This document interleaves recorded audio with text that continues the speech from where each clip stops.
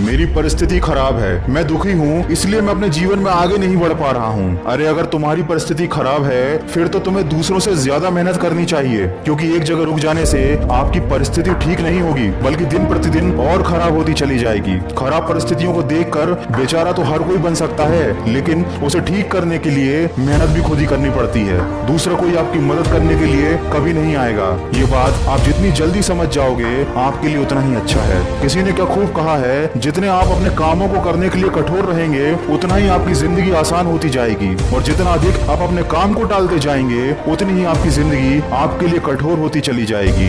ये बात हमेशा याद रखना कि जिंदगी में वह आपको कभी नहीं मिलेगा जो आपको चाहिए, जिंदगी में आपको वो मिलेगा जो आपको हर हाल में चाहिए। दोस्तों, इस दुनिया का कड़वा सच है कि जितनी तेजी से तुम सफलता को पाने के लिए भागोगे उतनी तेजी से लोग तुम्हें अपना बनाने के लिए भागेंगे। जिस चीज को बदलना आपके बस में नहीं, उसके बारे में सोचकर अपना समय बर्बाद करने का कोई मतलब नहीं, लेकिन जिन सपनों को पूरा करने की आप में हिम्मत है उस काम में खुद को झोंक दीजिए, और यही जीवन का सार है। कठिन सवालों से और कठिन काम से कभी हार ना माने। यकीनन आपको अपनी फील्ड में टॉपर बनने से फिर कोई नहीं रोक पाएगा। बहुत कुछ बदलता है रोज, मगर मेरे हौसले नहीं बदलते। मंजिल पाने के लिए बदलता हूँ तरीके रोज, मगर आगे बढ़ने के लिए मेरे इरादे नहीं बदलते।